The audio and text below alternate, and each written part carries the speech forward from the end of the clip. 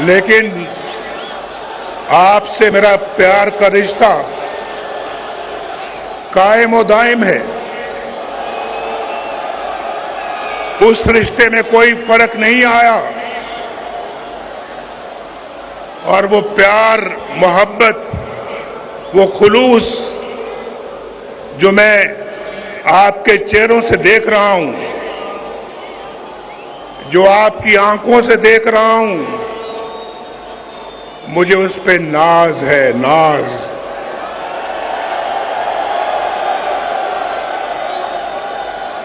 ये मेरा और आपका रिश्ता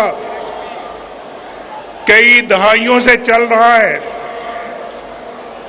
और ना आपने कभी मुझे धोखा दिया, ना नवाज शरीफ ने कभी आपको धोखा दिया।